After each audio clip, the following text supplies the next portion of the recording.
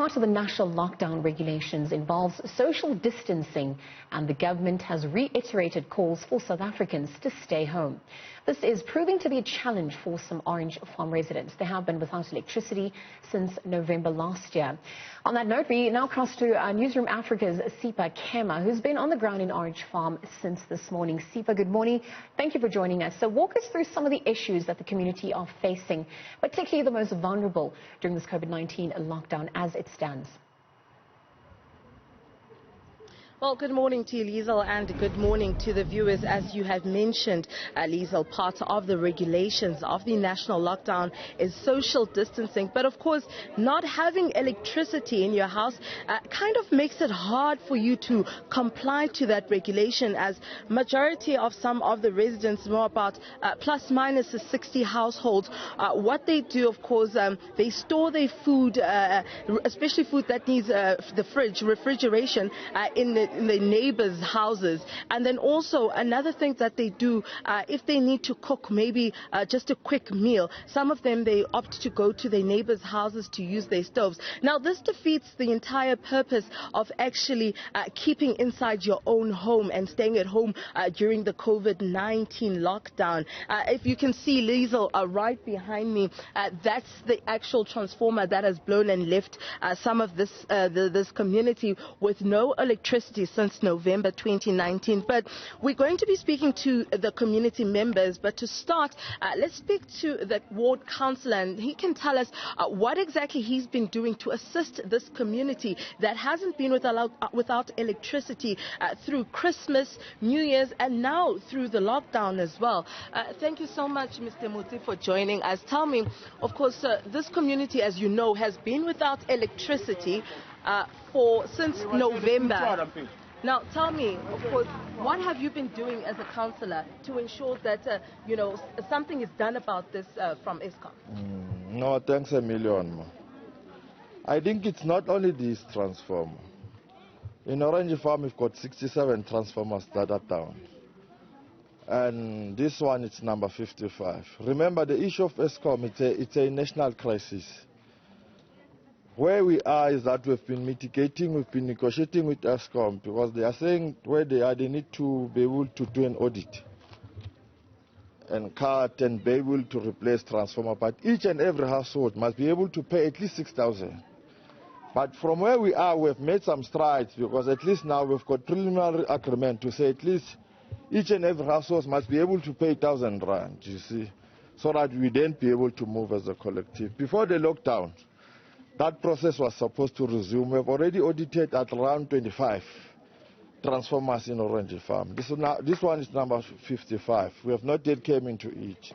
Yes, indeed, we accept that there are people who are adversely affected by this. That is why we're also calling to the President to say he must mitigate so that we fast-track the process, you see. But now, of course, Mr. Musa, you're saying Eskom is a national crisis. Yes, it is. Load shedding is. But a blowing up of a transformer is not. This is something that should have been dealt with. I mean, you as the community leader and ward councillor of this area and this ward. Besides, you're saying that you've been doing mitigation with Eskom and so forth. What exactly is that? What is that mitigation?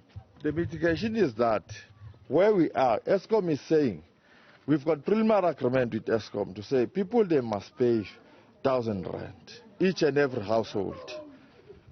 In a true sense of speaking, we've been negotiating with Eskom. Initially, they want 6,000 per household. We have not yet agreed with them, but preliminary, they are saying if a person can pay 1,000 rand, each and every household, so that then at a later stage, we'll be able to fix the entire debt, you see. That's why I'm saying Orange Farm alone, we've got 6 wards, we've got 67 transformers that are out. And we've agreed that we needed to be able to go logic, even if they are being replaced in terms of that. But because of these lockdowns and so on and so forth, the staff of Eskom, they don't want to come into part. They have said to us, they can only do maintenance for now. We have agreed that we needed to be able to have a program that will be able to speak to such. Okay. That's why I'm saying there are people who have almost 2 years, not only 6 months, in Orange Farm. But that doesn't make it better, Mr. Muti. I mean, also let's look at the allegations that some of the community members have made, saying that a transformer near your house blew on the 14th of March, but you have electricity now. That's pure lies. That's pure lies. I think as a journalist, you must also be able that's to... why I'm asking. No. I'm asking about the Yes, allegations. that's what I'm saying it's pure lies. Okay. Yeah, I'm saying it's pure lies. It's malicious, unfounded. Yes. So right now, your transformer is not working. If we were to go to your house, you'd find that you don't have electricity, or maybe your transformer didn't blow at all. No, it didn't blow at all.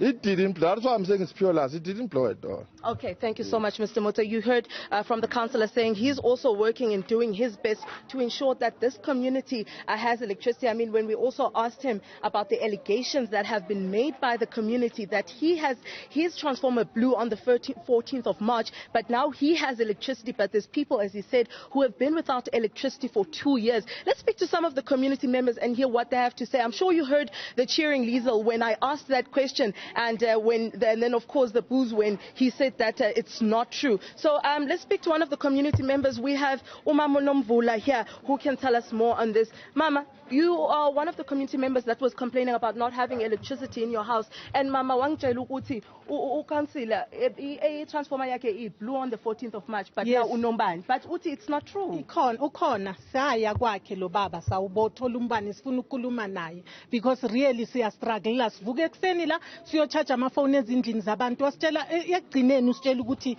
yena silindi 21 days njengoba se extension ingenile sazi ukuthi silindana ene masimfuna asimtholi siyasokola sibasile ngibasile nayi i-price stand ngipheka nge-price stand ngaze ngasho simshiyela i-message ukuthi sicela if yena eyifakile asazise ukuthi uyifake kanjani sizokwazi nathi ukuthi siyithenge if uyithengile because siyasokola abantwana bekho khona manje ngenxa yama TV kwakhe kukhanye emini sibuya khona lapha kuyakhanya ngaphandle akafuni futhi usiphendula efonini angimazi mina lo baba ngangiqala futhi kuya kwakhe ayikho into asenzela yona especially nge-electric khona ayikho khona manje uyazikhipha inkulumo zokuthi sikhipha intambo yangapha ofutha siyibuyisele asiyazi thina leyo ntambo yofutha esiyikhiphile ukuthi njengoba ngihlala phambi kwetransformer intambo eningi umlilo omningi uyale angazi ukuthi usho ukuthini lo baba umota.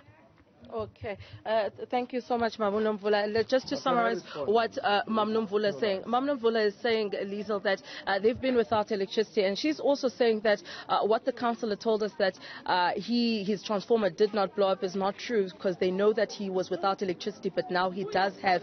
He also says that he feels as though the councillor has not been doing enough for this ward.